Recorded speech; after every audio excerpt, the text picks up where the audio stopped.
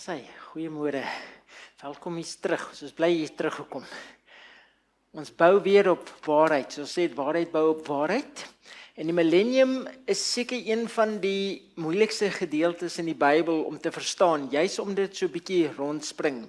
So ons gaan hom probeer so prakties as moontlik vasvat en dan kyk so, ons wil vra dat u ook in die gemoed sal bid, dat die Heilige Gees tot die hart sal praat en dit vir u duidelik sal maak. Ek kan praat, ek kan sê wat ek wil, maar as die Heilige Gees nie tot u hart spreek nie, wat help dit? Is nie hier om na mense te luister nie. So, daar's baie teorieë oor die millennium. Nou, as ek net u van die vloer af gaan vra, wat het u al gehoor van die millennium? Gaan ons net tussen ons, kan ek vir sê, gaan ons maklik tot 20 teorieë oor die millennium kry. Daar is baie skewe vrae, idees oor die millennium. Een van die grootstes, dit gaan 1000 jaar van totale vrede en gemak en mooi wees. 1000 jaar van vrede. Nou hierdie teorie was baie sterk beoefen in die begin van die eeu gewees en daar's nuwe krag op vrede gelê en alles en het gedink nou gaan die millennium begin. Toe breek die Eerste Wêreldoorlog uit. En na die Eerste Wêreldoorlog, dus daar hernieuwde klem op vrede. Toe sê hulle, nee, dit het nou begin. Nou die 1000 jaar vrede begin. Toe breek die Tweede Wêreldoorlog uit. En soos jy weet, daar is geen vrede na dit nie. Goed, en dan is daar ook 'n baie sterk teorie wat sê, daar gaan 1000 jaar van vrede wees voor Jesus gaan kom. So dit gaan vrede wees, almal gaan bekering kom, dan gaan Jesus kom. Dan 1000 jaar, waartydens almal weer 'n tweede kans gaan kry om die Here aan te neem. Weer 'n tweede kans, dan kan jy mos maak wat jy wil, jy gaan mos weer 'n kans kry. Ons het gesien in ons wederkomslesing, ons is bestem om eenmaal te sterwe en daarna die oordeel, sê die Bybel vir ons. Niks van 'n tweede kans nie. Maar ons gaan kyk, wat sê die Bybel van die millennium? So gesê, ons is hier, die Bybel is ons gids en niemand anders nie. Kom ons laat die Bybel ons lei. Nou die rede hoekom daar so baie sienings en verklaringe is oor die millennium, is omdat Openbaring 20 nie baie duidelik is nie. Jy moet 'n bietjie puzzle bou. Jy moet 'n bietjie die goed bymekaar sit. En daarom het ons nodig, as ons 'n mooi geheelbeeld wil kry, om al die gedeeltes van Openbaring 20 saam te sit, sodat ons die geheelbeeld duidelik kan sien. Ons moet dit mooi kan sien. En jy gaan dit ook redelik duidelik sien. Nou die woord millennium self kom nie in die Bybel voor nie. Baie mense sê nou, millennium. Nee, die woord millennium kom nie in die Bybel voor nie. Inteendeel, dis afgelei van 'n Latynse woord van milli, wat 1000 beteken. Toevallig, hoeveel millimeter is daar in 'n meter? 1000, dis millipiet, dis 1000, en annum wat letterlik jaar beteken. So millennium beteken letterlik 1000 jaar. En die woord 1000 jaar word duidelik in die Bybel gelees. Ons is geleer, so ons gaan daarvan sien in Openbaring 20. So wat sê die Bybel? Wanneer vind die 1000 jaar plaas? Wat sê die Bybel? Wanneer vind dit plaas? Jy sien, en dis waar die gissings kom.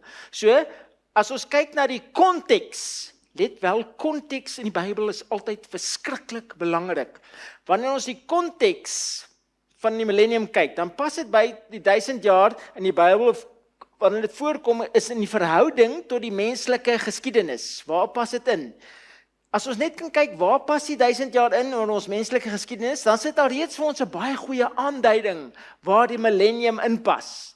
Eerstens, Openbaring 19, vertel ons van die ridder op die wit perd. Nou, Openbaring is simbolies, die ridder op die wit perd, Jesus die oorwinning, dit praat van die wederkoms.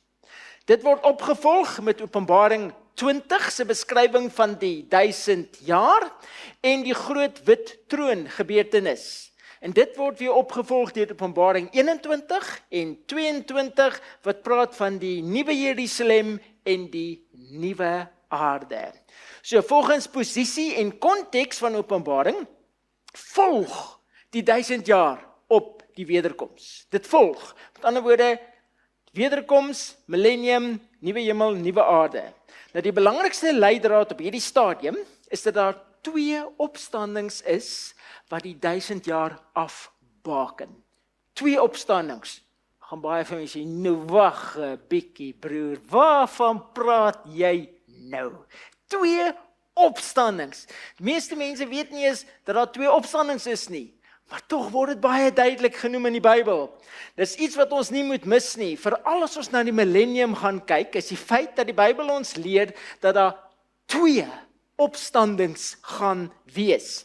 Kom ons lees dit, Johannes 5 vers 28 en 29, sê Jesus vir ons, moenie julle hieroor verwonder nie, want daar kom 'n uur, wanneer almal wat in die grafte is, sy stem sal hoor, en sal uitgaan, die wat goed gedoen het tot die opstanding van die lewe, en die wat kwaad gedoen het, tot die opstanding van veroordeling. Het jy dit? Die opstanding tot die lewe, en die opstanding tot veroordeling. 2 opstande. Openbaring 20 vers 4 tot 6 sê, hulle het lewend geword en saam met Christus 1000 jaar lank geregeer. Dit is die eerste opstanding. Die ander dooies het nie lewend geword voordat die 1000 jaar was nie. Geseënd en heilig is hy wat deel het aan die eerste opstanding. So, die eerste opstanding met die 1000 jaar begin, en dan na die 1000 jaar is daar nog 'n opstanding. Die goddeloses wat opstaan. Baie belangrik, ons hou daai konteks, ek gaan dit nou duidelik sien. So die Bybel praat van 2 algemene opstandings wat eendag gaan plaasvind. Die eerste opstanding is die opstanding tot lewe voor die millennium. Die tweede opstanding is die opstanding tot veroordeling na die millennium. Hou die konteks. Een opstanding voor die millennium, ander opstanding na die millennium of die 1000 jaar. Die een is die opstanding tot die lewe, die ander een is die opstanding tot veroordeling of die ewige dood.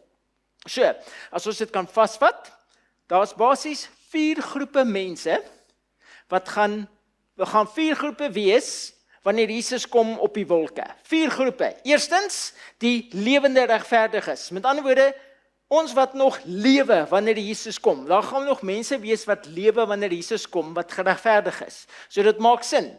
Tweedens, die dooie regverdiges. Met ander woorde, hulle wat Jesus in hulle harte aangeneem het, wat gesterf het, wat al dood is, wat in die graf is. Soos met my. Dis die lewende regverdiges en die dooie regverdiges.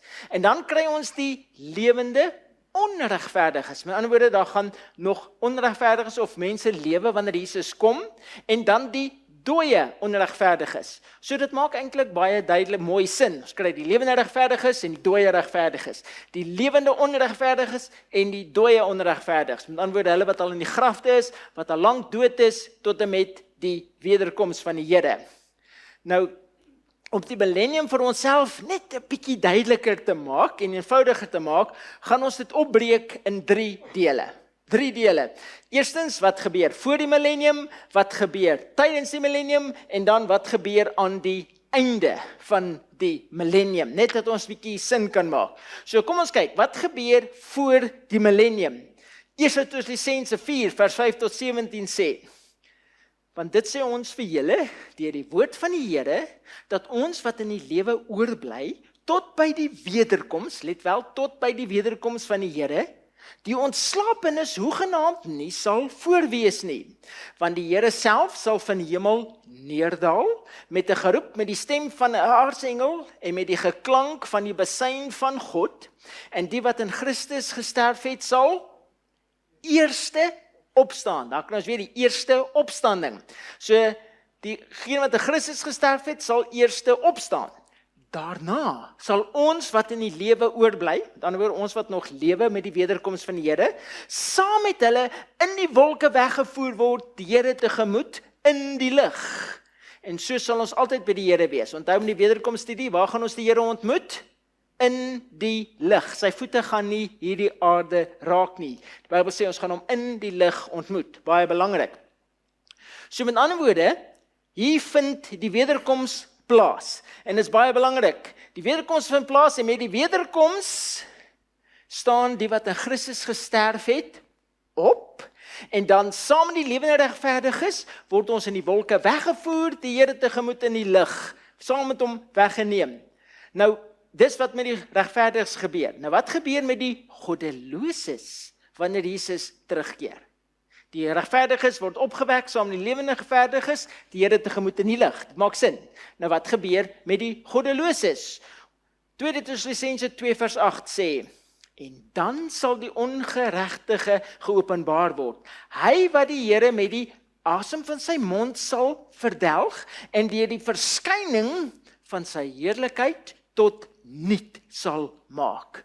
So die goddeloses word vernietig met die Here se koms deur sy heerlikheid, omdat hulle nie voor hom kan standhou teen wie hulle gekies het nie. Soos die lig die donker verdryf, so verdryf die heerlikheid van die Here die goddeloses. Met die Here se heerlikheidskoms, hulle kan nie staan voor hy teen wie hulle gekies het nie. Want hy die wederkoms wat ons nou net vanoggend gedoen het, dieselfde konsep, dis presies dieselfde. Met die Here se wederkoms gebeur daar drastiese dinge, so jy kan dit nie mis nie. Nou, wat gebeur met die duiwel wanneer Jesus op die wolke kom? Wat gebeur met die duiwel? Die gelewendes, die regverdiges opgewek, Here tegemoet in die hemel, goddeloses vernietig met die Here se koms. Die wat dood is, bly natuurlik dood, want as die lewendes doodgemaak word, dan bly die dooies dood. So wat gebeur nou met die duiwel? Openbaring 20 vers 1 tot 3. Hier is die gedeelte oor die millennium.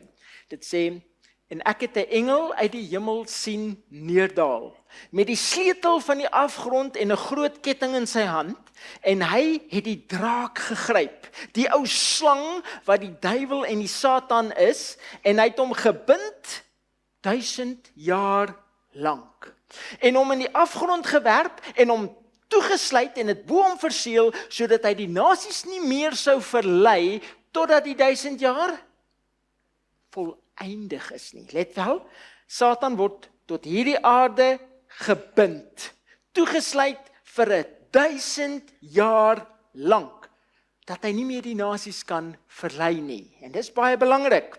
Ons gaan nou sien waarop dit neerkom. So, dis nou millennium. Wat gebeur nou tydens die millennium? Ons het nou wederkoms in plaas, regverdig is opgewek, Here tegemoet in die hemel, goddeloses word doodgemaak, hulle is in die graf, Satan word gebind vir 1000 jaar lank op hierdie aarde. Nou wat gebeur nou tydens hierdie 1000 jaar? Eerstens, hoe lyk die aarde op hierdie oomblik na die wederkoms? Hoe lyk die aarde op hierdie oomblik nadat die Here gekom het, al daai plaat gevind en al daai goed in Openbaring het gebeur? So hoe lyk die aarde? Kom ons lees dit. Jeremia 4 vers 23 tot 27. Hier in die Ou Testament gee hy vir ons 'n baie mooi blik van die wederkoms. Wat gaan gebeur? Dit wys jou hoe belangrik is dit dat die Ou Testament nog net so van krag is soos die Nuwe Testament. Jeremia 4 sê, en ek het na die aarde gekyk, en dit was woes en leeg. Ook na die hemel, en sy lig was daar nie. Ek het na die berge gekyk, en hulle het gebewe, en al die heuwels het geskit, en ek het gekyk, en daar was geen mens nie. En al die voëls van die hemel het weggevlieg. En ek het gekyk, en die land van tuine was 'n woestyn, en al sy stede was afgebreek voor die Here, voor sy troongloed. Want so sê die Here, die hele land sal 'n wildernis word, alhoewel ek daar geen einde aan sal maak nie. So is nog nie finale einde nie, dis nog net met die wederkoms as die aarde stikkend geskeur en verwoes. Jesaja 24 vers 1 sê, kyk, die Here maak die aarde leeg en verwoes dit, en hy keer sy oppervlakte om en verstrooi sy bewoners. Wanneer gebeur dit? Duidelik net die wederkoms. Jesaja 24 vers 29 sê, die aarde word geheel en al verbreek. Die aarde is geheel en al aan wankel. Die aarde word geheel en al geskit. Die aarde waggel geheel en al soos 'n dronkaard en swaai heen en weer soos 'n nagget, en sy oortreding is swaar op hom, en hy sal val en nie weer opstaan nie. So hierdie aarde word beskryf as totaal en al woes en leeg en in totale chaos. Die aarde is letterlik uitmekaar uitgeskeur deur die krag van Jesus se wederkoms. En as jy voorheen lees van die 7 laaste plae wat val en die haal en al die aardbewings en alles, hierdie aarde is letterlik stikkend uitmekaar uit wanneer Jesus kom. Niks bly letterlik hier oor nie. Nou, waar is die goddeloses tydens die millennium? Baie belangrik, waar is die goddeloses nou tydens die millennium? Jeremia 25 vers 33 sê, en die wat deur die Here verslaan is, sal die dag lê, van die een einde van die aarde tot die ander einde van die aarde, en hulle sal nie beklaag of versamel of begrawe word nie, hulle sal soos mis op die aarde wees. So die goddeloses is almal dood op hierdie aarde. Nou met die wederkoms, hulle word vernietig. Die wat dood is, bly dood, en die lewendes is dood op hierdie aarde. En dan sê die Bybel vir ons, hulle sal nie beklaag of begrawe of versamel word nie. Hoekom nie? Hoekom nie? Hoekom gaan hulle nie begrawe word nie? Het jy daaraan gedink? Want daar is niemand nie. Daar is niemand om hulle te begrawe nie. Waar is al die regverdiges? In die hemel. Waar is al die goddeloses? Dood. So daar is niemand meer wat hulle kan eers begrawe nie. Hulle is soos mis op hierdie aarde, sê die Bybel vir ons. Nou, wat doen Satan tydens die 1000 jaar op hierdie verwoeste aarde? Onthou, hy word gebind tot hierdie aarde, hy kan nie weg en hy kan niemand verlei nie, hy is gebind met 'n ketting op hierdie verwoeste aarde. Wat doen hy nou? Kom ons lees dit, Openbaring 20 vers 2 en 3. En hy het die draak gegryp, die ou slang, wat die duiwel en die Satan is. Met ander woorde, dis duidelik die duiwel hierdie, nê? En hy het hom gebind 1000 jaar lank. En hom in die afgrond gewerp en hom toegesluit en dit bo hom verseël, sodat hy die nasies nie meer sou verlei, totdat die 1000 jaar voleindig is nie. Daarna moet hy 'n kort tydjie ontbind word. Baie belangrik. So Satan word letterlik gebind op hierdie aarde deur 'n ketting van omstandighede. Ek bedoel, dis nie 'n werklike ketting nie, want jy kan mos nie die duiwel met 'n werklike ketting vasbind nie. Hy kom dan hier deur in alles, verstaan jy? Dis simboliese taal. Byvoorbeeld, sê nou jy by nou kerk toe gekom het na die lesing toe, en jy klim in jou kar en jy's baie opgewonde en jy jaag die vrou aan en alles is reg, en jy klim in die kar en jy draai daai skakelaar en sê, oeps, battery pap. Skielik is jy gebind deur omstandighede. Verstaan nie? Dis simbool, jy word gebind deur omstandighede. Jy wil gaan, maar jy kan nie. Dis gebind deur 'n ketting van omstandighede. So word Satan letterlik gebind deur 'n ketting van omstandighede met niks om te doen vir 'n hele 1000 jaar nie. Ek bedoel, wat is die doel daarmee? Hoekom bind God Satan vir 1000 jaar op hierdie aarde met niks om te doen nie? Onthou, daar's niemand nie. Die regverdiges is in die hemel. Die goddeloses is almal dood in die graf. En hy het niks om te doen nie. En toe hy en sy engele was dan vir baie 1000 jare baie besig. Skielik het hulle niks om te doen nie. Hoekom? Hoekom gee God vir Satan 1000 jaar op hierdie aarde met niks om te doen nie? Ek wonder, het jy al stout gewees, dan was u kamer toe gestuur as kind? Of stuur jy baie nog die kinders kamer toe? Sit daar in jou kamer, wat is die idee? Jy moet bietjie gaan dink oor wat jy gedoen het. Veral as jy niks het om te doen nie, dan moet jy maar dink oor wat jy doen.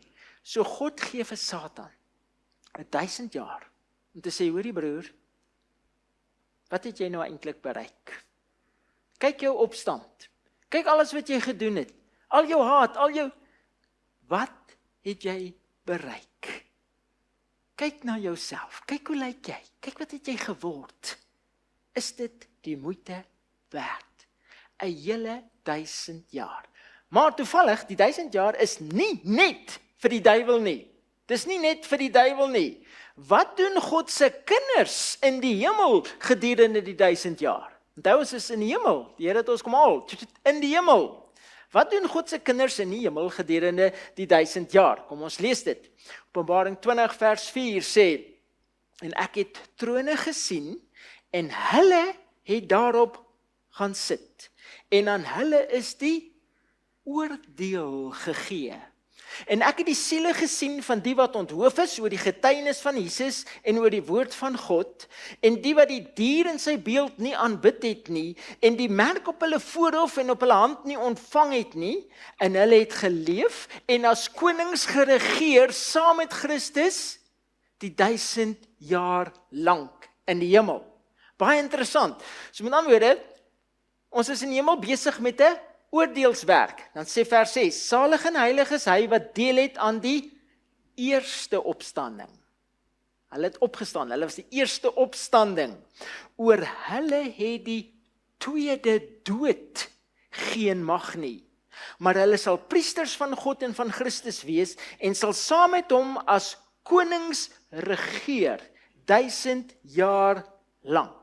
So met ander woorde, die regverdiges word nie net beloon en heers as konings saam met Christus die 1000 jaar nie, maar Openbaring sê vir ons, en aan hulle is die oordeel gegee. 'n Nuwe vertaling sê, en aan hulle is die bevoegdheid gegee om as regters op te tree. Hulle sal oordeel soos regters. Nou, wat is die werk van 'n regter of aan iemand aan wie die oordeel gegee is? Wat doen 'n regter? Selfs vandag nog, wat doen 'n regter? 'n Regter is iemand wat na die bewyse en dinge kyk wat voor hom is en daarvolgens 'n oordeel uitspreek. Stem jy saam? Weet, as jy iemand doodgemaak het, hulle het jou gevang en die regter kyk na al die bewyse, hy luister na alles, hy ondersoek die saak en op die einde spreek hy 'n oordeel uit. Skuldig of onskuldig. So, nou wat gaan ons as regters in die hemel doen? Kom ons maak dit prakties. Sê nou jy kom in die hemel, wow, dis wonderlik, is great, ons sien alles, en wow, en ewe skielik sê jy, maar my ma, waar's my ma? My ma's nie hier nie. Jy gaan na die Here toe sê, Here, waar's my ma? My ma was dan so 'n nice persoon, sy het my wel baie gevoeder, maar waar's sy? En die Here sê vir jou, moenie worry nie, vertrou my net. Sal jy tevrede wees met daai antwoord? Ek weet nie of ek sal nie, en jy loop verder, en hey, hier sien jy daai ou. Nee, daai klompie ouens wat my gehijack het, my opgevoeder het, my kar gesteel het en alles. Jy sê, Here, wat maak hulle hierso? Die Here sê vir jou, moenie worry nie, vertrou my net. Gaan jy tevrede wees? Of jy loop 'n entjie verder, en hier sien jy daai moordenaar, wat my kind doodgemaak het. Jy sê, Here, wat maak hierdie ou hier? Hy het nou my kind doodgemaak. Die Here sê vir jou, moenie worry nie, vertrou my net.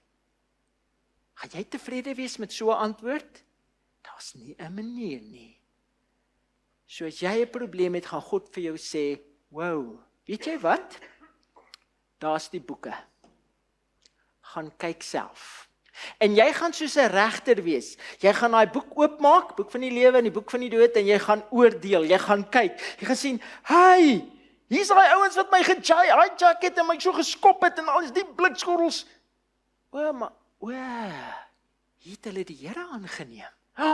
Wow, okay Here, dit maak sin. Hier het hulle dit gedoen. Of daai ou wat my kind doodgemaak het.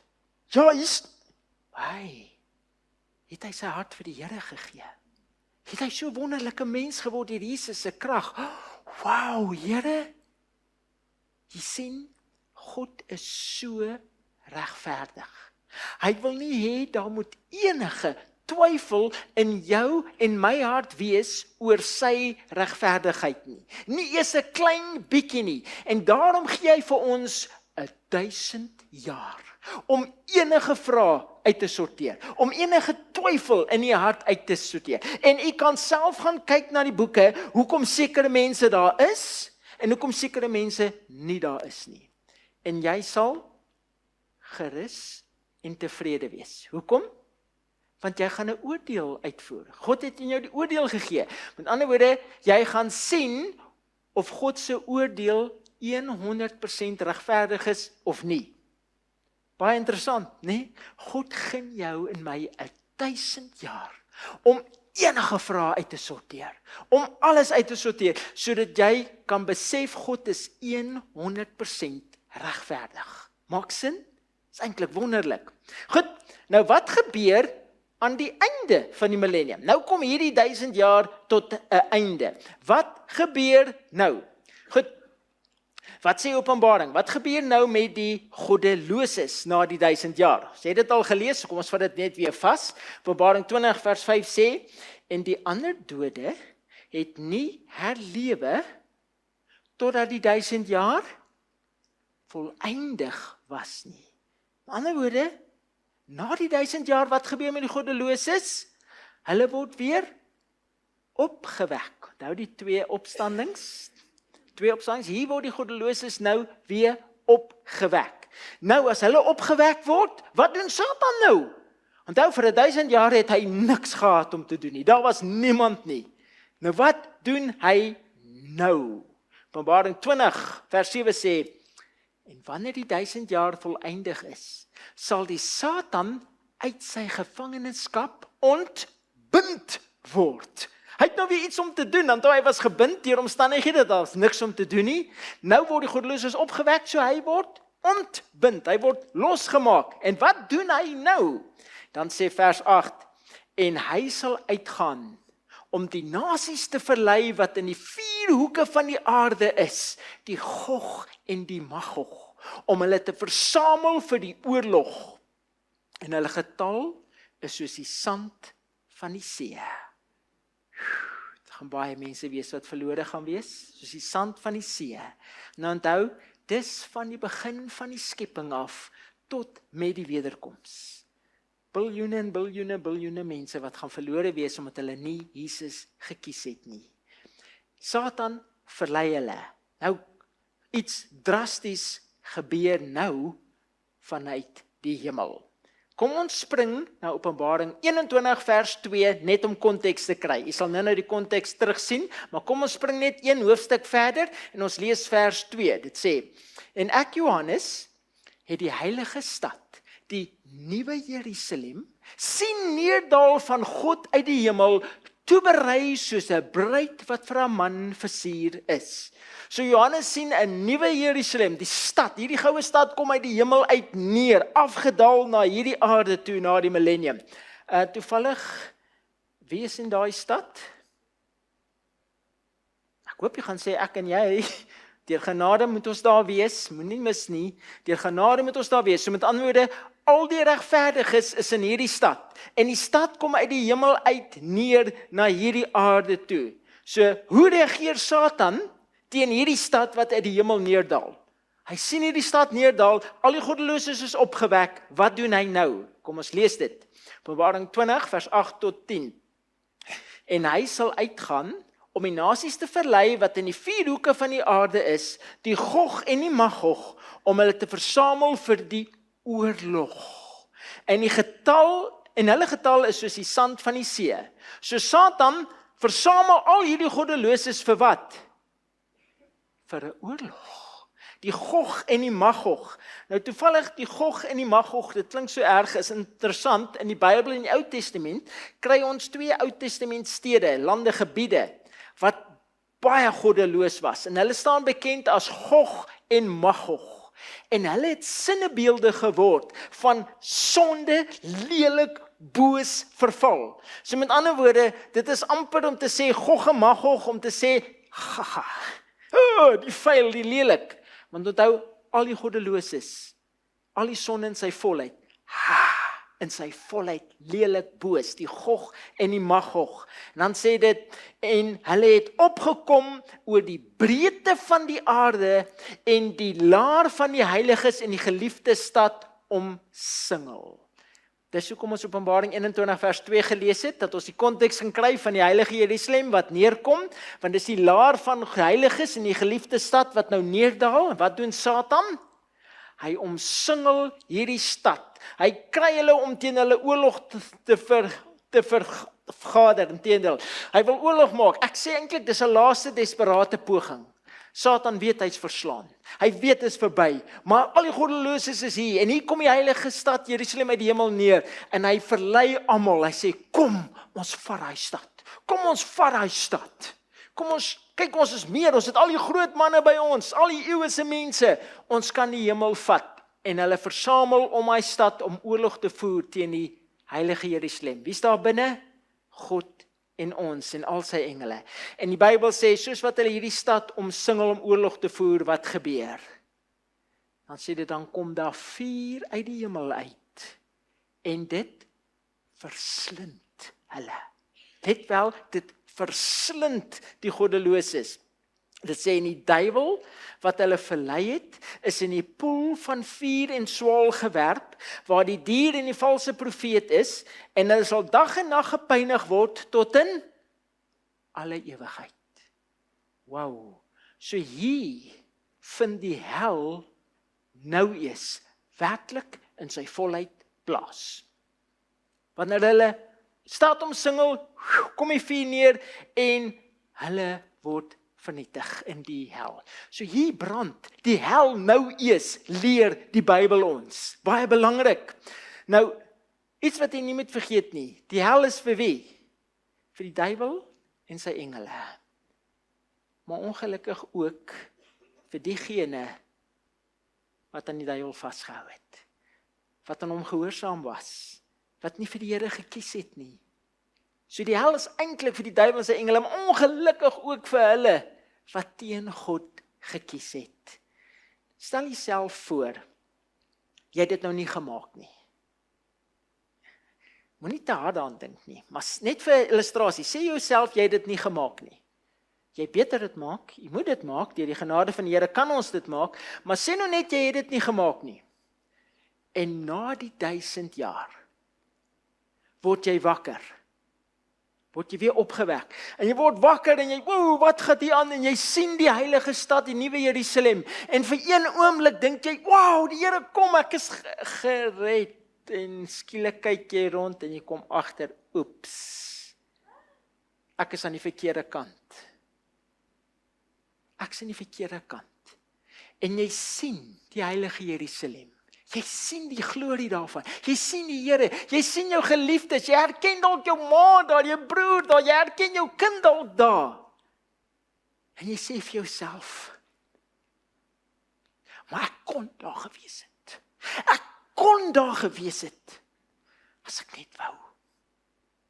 As ek net wou, as ek net my keuse gemaak het, kon ek daar gewees het. Sê vir my, sal die hel nie vir u genade wees nie? Sal dit nie in werklikheid daai vuur wat jou vernietig genadig wees nie? Natuurlik sal dit. Nou wat doen God na Satan en al die goddeloses vernietig is? Wat doen God nou? Kom ons lees dit. Openbaring 21 vers 1 tot 5. Het sê, en ek het 'n nuwe hemel en 'n nuwe aarde gesien, want die eerste hemel en die eerste aarde het verbygegaan, en die see was daar nie meer nie. En ek, Johannes, het die heilige stad, die nuwe Jerusalem, sien neerdal van God uit die hemel, toeberei soos 'n bruid wat vir haar man versier is. En ek het 'n groot stem uit die hemel hoor sê, kyk, die tabernakel van God is by die mense, en hy sal by hulle woon, en hulle sal sy volk wees, en God self sal by hulle wees as hulle God, en God sal al die trane van hulle oë afvee, en daar sal geen dood meer wees nie, ook droefheid en geween en moeite sal daar nie meer wees nie, want die eerste dinge het verbygegaan. Wow. En hy wat op die troon sit, het gesê, kyk, ek maak alles nuut. En hy het aan my gesê, skryf, want hierdie woorde is waaragtig en betroubaar. Hierdie woorde is waaragtig en betroubaar. Met ander woorde, dit sal so wees. Jy kan dit vertrou, jy kan daarop bou, jy kan daaraan vashou. So sal dit wees. So nadat vuur hierdie aarde gereinig het van alles wat sondig en vuil en boos is, herskep God weer hierdie aarde. En hy maak alles nuut, sê die Bybel vir ons. Alles word, nuut gemaak, weer herskep ten volle. En dan hierdie nuwe Jerusalem, wat gebeur met hom? Hy kom af op hierdie aarde en in volmaaktheid is alles herskep. En dit sê, en God self sal by ons woon as ons God. God gaan self hier saam met ons as sy verloste kinders bly. Deel van ons wees, so deel van ons kan in hom vat, ons kan hom sien, ons kan met hom spreek. God se volheid. Maak dit sin? Maak dit sin? Kom ons som dit op, wat ons duidelik kan verstaan. Wat gebeur voor die millennium? Die wederkoms vind plaas. En met die wederkoms word die regverdige dooies opgewek, saam met die lewende regverdiges, die Here tegemoet in die lig. En dan sê dit, die goddeloses word vernietig, met dieselfde heerlikheid wat die regverdiges opwek en hulle verander in hemel toe vat, daai selfde heerlikheid is vir die goddeloses te veel, hulle vlug weg en hulle word vernietig met die Here se koms. Satan word op hierdie aarde gebind vir 1000 jaar om niks te doen nie. Te dink, broer, was dit nou die moeite werd? En dan, tydens die millennium, hoe lyk die aarde? Woes en leeg, daar's niks nie, daar's geen lewe nie, die son is weg, daar's niks lewe nie, alles is verwoes, totaal in chaos, vir 'n hele 1000 jaar lank. En dit sê in die goddeloses, is dood op hierdie aarde, hulle sal nie eens begrawe word of beklaag word nie, hulle sal dood wees vir 'n hele 1000 jaar, dood op hierdie aarde. En dan, Satan het niks om te doen nie, niks nie, absoluut niks nie. Dink hoe verskriklik moet dit wees? Maar terwyl hy niks het om te doen op hierdie aarde, waar is die regverdiges in die hemel, besig met 'n oordeelswerk. Met ander woorde, ons gaan kyk, hoekom sekere mense daar in die hemel is, hoekom sekere mense nie daar is nie. Hoekom ek daar is, of hoekom my daar nie is nie. Met ander woorde, jy gaan 'n oordeelswerk doen om God se regverdigheid te toets. En dit wys vir ons hoe regverdig is God. Sien, hy gee vir ons die oordeel voordat hy die goddeloses oordeel. Want as die hel klaar plaasgevind het en jy moet dan gaan kyk, dan gaan jy mos nie meer wil oordeel nie, want dit is mos nou klaar verby. Dit is mos klaar verby, wat gaan 'n oordeel nou help? Maar God is so regverdig, hy gee eers vir jou en my 1000 jaar om presies te kan ondersoek, om te sê hoekom is seker is daar en seker nie, sodat ek en jy kan vrede hê. Want as ons terugkom en ons sien hoe die goddeloos vernietig word, dat ek, dit is verkeerd, dit is verseker, dit gaan seer wees, maar ek gaan vrede hê, want ek weet, dit is regverdig. Dit is regverdig. So wat gebeur aan die einde van die millennium? Sê die goddeloses word weer opgewek, Satan word losgelaat, hy het nou weer iemand om te verlei, dan kom die nuwe Jerusalem van God uit die hemel uit neergedaal, en natuurlik Satan in 'n laaste desperate poging. Dit wys eintlik wat is in sy hart. Na 1000 jaar taal gesien wat hy kon kry en kon doen, het hy nog steeds nie tot bekering gekom nie, want sonde het hom heeltemal oorwin. En hy kry almal om hierdie stad aan te val in 'n laaste desperate poging, en daar vind die hel plaas. Vuur uit die hemel, en dit vernietig die duiwel, sy engele, en al die goddeloses word vernietig en weggebrand. En hierdie aarde word skoongebrand van alle sonde, en dan herskep God weer hierdie aarde nuut, volmaak, pragtig, ten volle. En dan kom die nuwe Jerusalem van God af neer, en God kom bly saam met ons op hierdie aarde. Goed, nou, God is absoluut, totaal, volmaak regverdig. Stem jy saam? God is absoluut, totaal, volmaak regverdig. Dis baie, baie belangrik om te weet. Wanneer leer die Bybel ons vind die hel plaas? Wanneer vind die hel plaas volgens die Bybel? Het ons nou net gesien in die millennium studie. Aan die einde van die millennium is. Maar ons het nou geleer, as jy dood is, gaan jy hel toe. God is absoluut, totaal en volmaak regverdig. Dink net na die logiek daarin. Sê nou jy het 1000 jaar terug gelewe. Sê nou jy het 1000 jaar terug gelewe. En jy het die hemel net gemis, want jy was goed, maar jy het 'n paar bose goed gedoen en jy het dit nou nie gemaak nie. Dan brand jy al 1000 jaar lank teenoor my, wat nou eers hel toe gaan, vir minder sondes. Is dit regverdig? Sien nie? Nee. God is totaal volmaak regverdig.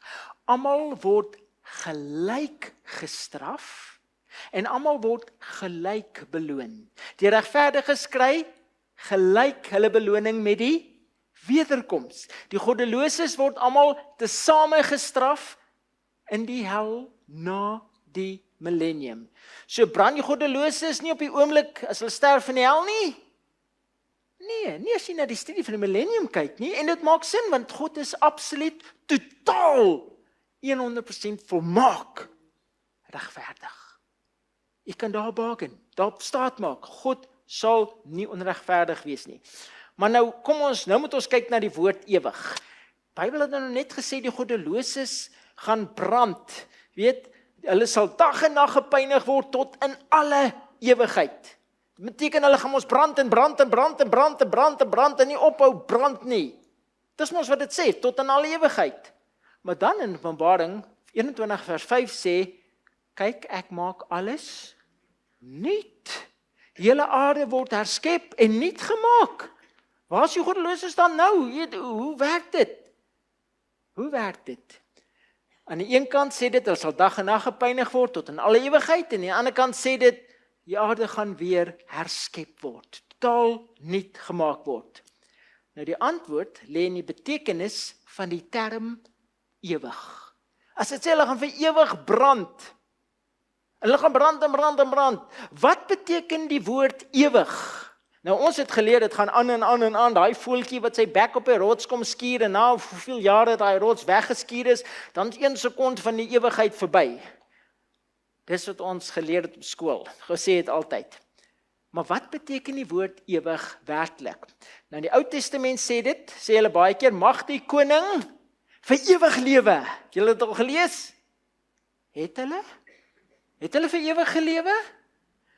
Met watter vuur is Sodom en Gomorra toevallig vernietig? Met watter vuur is Sodom en Gomorra vernietig?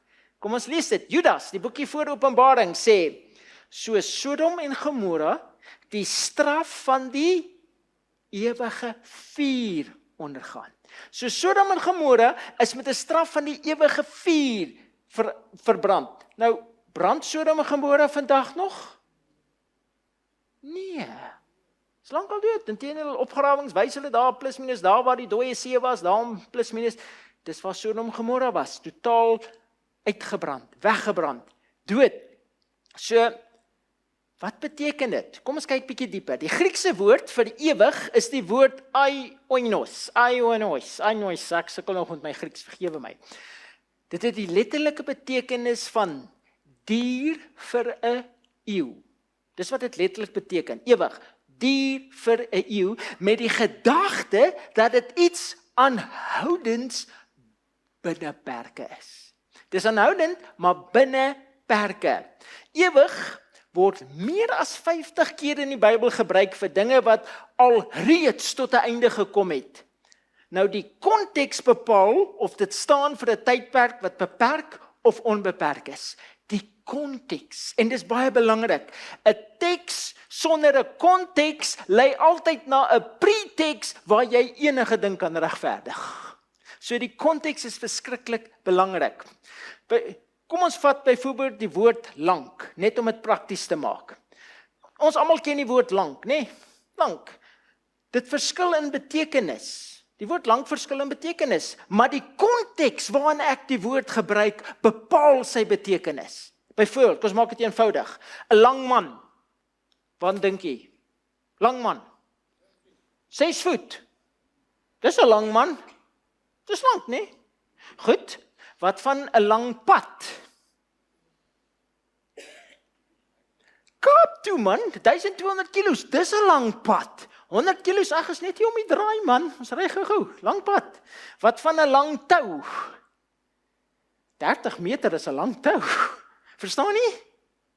Dis dieselfde woord lank.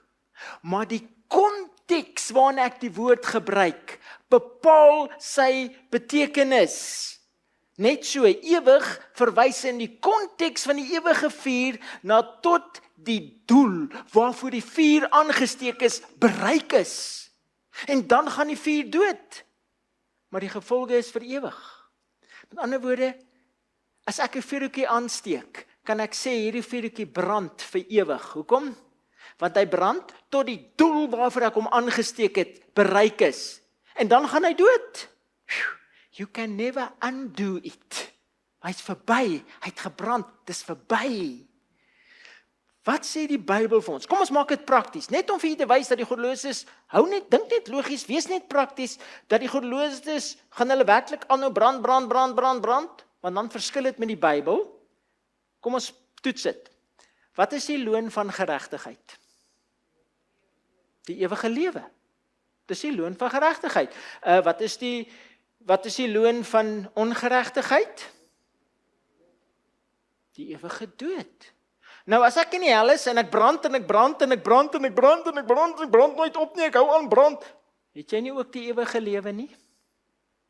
OK, dis nie 'n lekker ene nie, maar jy het ook dan die ewige lewe.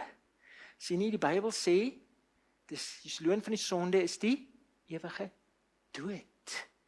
Die hel is om sonde te vernietig. En ongelukkig hulle wat sonde deel gemaak het van die lewens. Die duiwel met al sy engele, maar ook al die ongeregtighede. Ek hoop dit maak vir u sin. Ek hoop dit maak sin. Maak dit so bietjie? Dankie. Kom ons maak die oë toe. Ons wonderlike Here Jesus. Baie dankie dat u woord werklik duidelik is.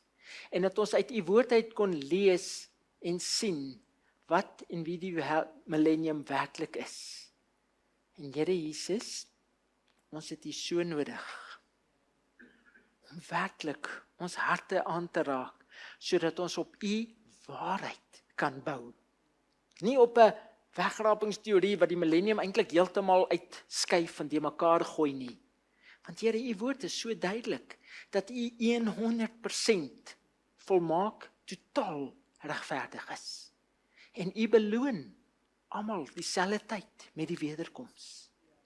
Regverdiges wat opgewek word, wat in die graf rus tot en met die wederkoms.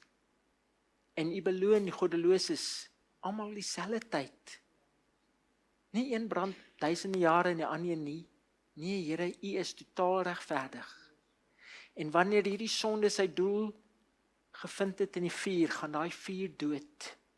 Word sonde vernietig, gaan dit dood, en dan herskep u hierdie aarde. En kom bly u saam met ons hier.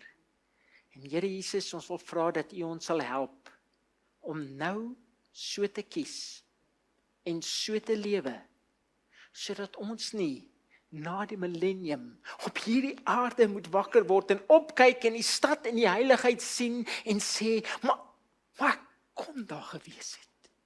As ek net wou, as ek net die regte keuses gemaak het. O Jesus, ons wil vir u kies nou. Ons wil vir u lewe reg en nou deur u krag en genade, sodat ons waardig geag mag word, om u te sien kom op die wolke van die hemel, om verander te word, en saam met u huis toe te kan gaan. Lei ons, hou ons vas, dra ons bid dit in ons Jesus, ons verlosser se kragtige naam. Amen.